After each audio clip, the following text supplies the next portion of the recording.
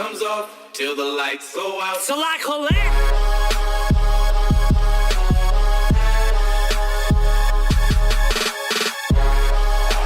¡Viva México, perro!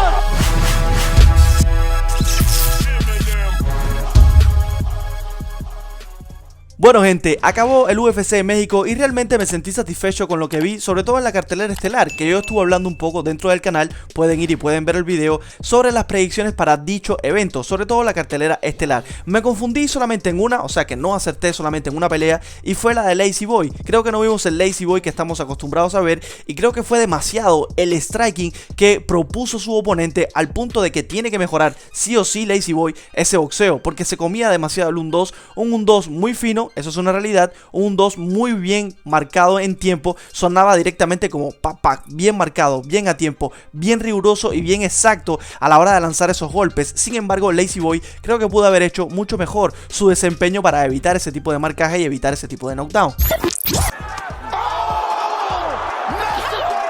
Ahora bien, por lo demás, todo fue espectacular y creo que fue una noche bastante buena para lo que fue los mexicanos directamente, sobre todo para la afición. La mayoría de los peleadores mexicanos, sobre todo, como ya les digo, en esa parte de la cartelera, en la estelar, ganaron la mayoría directamente peleadores que eran locales. En este video me gustaría estar hablando un poco sobre la figura más importante, creo yo, de la cartelera, y me refiero al nombre de Brandon Moreno. Creo que la mayoría de las personas querían ver esta pelea contra Erceg para de esta forma saber si Brandon Moreno estaba listo o no, o si podía convencer de una forma u otra a la UFC para que le den esa oportunidad titular que creo que ya se merece. Hablemos un poquito de lo que ocurrió entre Brandon Moreno y Steve Erceg.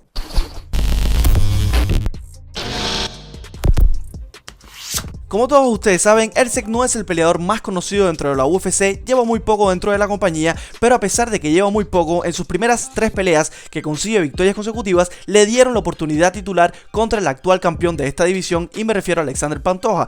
Una pelea que supo Pantoja llevar de manera contundente porque todo el tiempo mantuvo bajo control la figura de Erceg, llevándola al suelo, controlándola en el suelo, aprovechando ese departamento de pelea precisamente que tiene Pantoja, que es muy superior no solamente a Erceg, sino que a la mayoría de los peleadores que conforman el top de esta división de las 125 libras. Y por otro lado teníamos a un Brandon Moreno que ya es un clásico dentro de la UFC, es un tipo muy querido por la afición y sobre todo por parte de la afición latinoamericana o por parte sobre todo de los mexicanos. Un campeón que se llevó todas las luces cuando hizo aquella tetralogía contra Figueiredo, un campeón que no pudo retener su cinturón precisamente contra Alexander Pantoja, y esta era una de las pruebas de fuegos entre comillas, porque como todos ustedes saben, Erceg, a pesar de que lleva muy poco tiempo dentro de la UFC, pues demostró cierta capacidad no solamente para boxear, sino que también para buscar la pelea. ¿Qué pasó desde un principio en este encuentro? Que Brandon Moreno comenzó a proponer de manera espectacular. Hay que ver qué estaba ocurriendo mediante las redes sociales con respecto a esta pelea. Muchas personas están diciendo de que fue una pelea un poquito apretada, muchas personas incluso están diciendo de que la pelea llegó al quinto asalto con un empate 2-2, o sea que Brandon se había llevado 2 asaltos y que Erceg se había llevado 2 asaltos, por lo tanto el quinto asalto iba a ser definitorio para ver quién se llevaba este encuentro en caso de que llegara a las tarjetas de los jueces. Yo por otro lado lo veo totalmente diferente y me remito a los números, porque los números están ahí y los números no engañan. Los números no engañan, las estadísticas nunca engañan. Si vemos lo que fueron los golpes significativos, Brandon Moreno se llevó la ventaja en cada uno de los asaltos, exceptuando el tercero. Fue donde único Steve Erceg pudo conectar más golpes significativos que Brandon Moreno. Sin embargo, no lo hizo con un gran amplio margen de ventaja. Fueron con varios golpes, 2 o 3 golpes más significativos de lo que pudo marcar Brandon Moreno en ese asalto. Y por lo tanto, creo que los jueces tomaron una decisión correcta al darle ese tercer asalto directamente a Steve Erceg. Sin embargo, cuarto asalto, quinto asalto, no solamente Brandon Moreno lo sobrepasó en golpes significativos, sino que también lo llevó al suelo, por lo tanto acumulando takedowns, acumulando un poquito de tiempo de control, ¿por qué no? Y marcando de esta forma la pauta para demostrar sí o sí que no solamente es un peleador mucho más completo de lo que es Erceg, sino que fue suficiente a la vista de los jueces para darle la pelea por una decisión unánime al mexicano. By unanimous decision, Brandon, the Assassin, baby! Si vemos asalto por asalto qué fue lo que ocurrió dentro de la pelea, vimos que en cada uno de ellos Brandon Moreno marcó significativamente bien su boxeo. En un primer asalto evidentemente fue, yo creo que una paliza bastante marcada. Steve Erceg no podía conectar a Brandon Moreno, y por otro lado Moreno, no solamente con el volado, sino que también con el recto, marcaba muy bien la distancia y golpeaba de manera significativa a Erceg, incluso al punto de casi hacerle un knockdown. Segundo asalto, un poquito más de lo mismo. Brandon Moreno con ese striking, utilizando incluso esas leg key que sacaron muy bien de balance en múltiples ocasiones a Steve Erceg, combinando muy bien manos arriba y patadas. De hecho, se escuchaba en gran parte de la pelea cuando su esquina le decía mano, mano, pie. O sea que combinara con golpes de manos y después finalizar el combo con una patada directamente a la zona baja del cuerpo, lo que eran las low key, que estaban haciendo muchísimo daño y, como ya les digo, estaban sacando totalmente de balance a Steve Erceg. Se veían bastante aparatosas incluso las patadas cuando las recibía Erceg. En el tercer asalto fue un poquito diferente. Creo que Erceg en este caso despertó un poco, vino de menos a más, y aquí desarrolló un poquito más su boxeo, sobre todo a la hora de la contra, porque Brandon Moreno no solamente en el primero, segundo, sino que en el tercer asalto también, a pesar de que los jueces vieron ese asalto a favor de Erceg, cosa que yo concuerdo también, Brandon Moreno todo el tiempo estaba buscando la pelea, y no quedó aquí. Cuarto asalto y quinto asalto, otra vez Brandon Moreno marcando los tiempos, porque él era el que estaba buscando la pelea.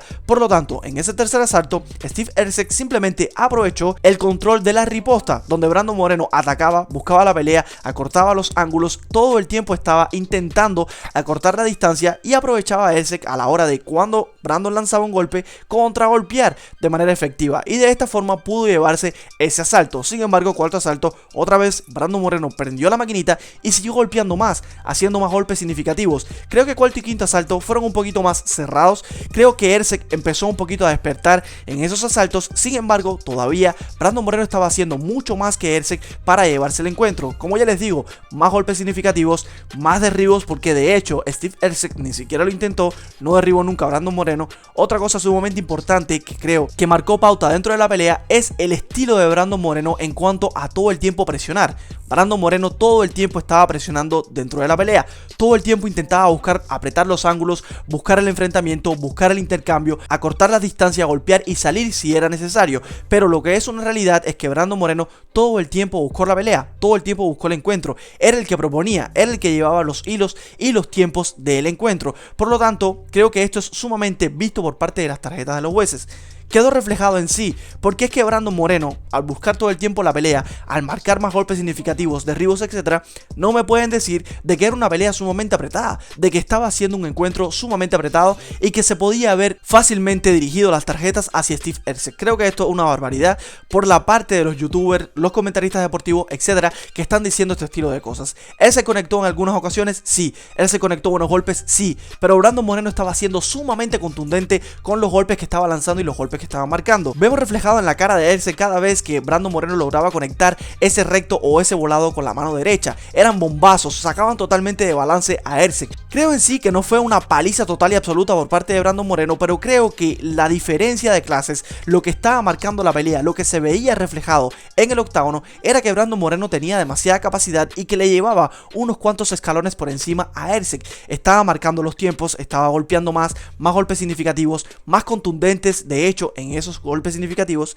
Y aparte de todo esto, le sumas que Brandon Moreno lo mezcló bien, llevó al suelo a Erceg, lo controló un poco. ¿Por qué no? Esto es algo necesario dentro de este tipo de peleas. Cuando la pelea, entre comillas, tú supones que está un poquito apretada, pues mezcla las cosas. Estos son artes marciales mixtas, no solamente boxeo. Sin embargo, si nos aplicamos solamente a lo que fue el boxeo, o de hecho lo que fue el striking, porque incluso Brandon Moreno usó patadas, Erceg también las utilizó, pero creo que todas las patadas que lanzaba Erceg, no solamente Brandon las chequeaba, sino que también las evitaba con su guardia. Muchos golpes de hecho de los que lanzaba Steve Erceg, no solamente con los pies, sino que también con las manos, quedaban en la guardia de Brandon Moreno o directamente quedaban en el aire, porque Brandon Moreno estaba utilizando muy bien la esquiva y aplicando muy bien su defensa. A fin de cuentas, creo que la pelea fue bastante meritoria para Brandon Moreno, porque creo que la presión estaba ahí. Brandon Moreno todo el tiempo que tiene que pelear en México, todo el tiempo que se acercan este tipo de eventos donde él, entre comillas, es uno de los protagonistas o directamente, como en este caso, el protagonista indiscutido, creo que la presión que tiene sobre sus hombros es bastante grande, es bastante absoluta, pero Brandon Moreno lo hizo demasiado bien, se vio espectacular y creo que esto fue reflejado directamente en las lágrimas luego de la pelea. Creo que toda esa presión se fue abajo o se la quitó totalmente de encima a Brandon Moreno al finalizar ese quinto asalto, y lo vimos con esa desesperación, con ese grito que él dio, con esas ansias, con ese llanto incluso. Creo que Brandon Moreno se acaba de quitar un gran peso de encima y de hecho, terminando la pelea, se refirió directamente a Hunter diciéndole que él quiere un enfrentamiento por el cinturón y si es posible, ¿por qué no en Guadalajara? Hay que presionar, machín. Vámonos para Guadalajara con el campeonato. ¿Por qué chingados no? ¡Vámonos! Y cuidado, porque después, en la conferencia de prensa, se estuvo hablando de que el próximo Noche UFC lo vamos a tener directamente en Guadalajara, México, y esto va a ser espectacular. ¿Quién será la pelea estelar? No lo sabemos, pero Brandon Moreno pinta muy bien, desde mi punto de vista, para un enfrentamiento contra Alexander Pantoja.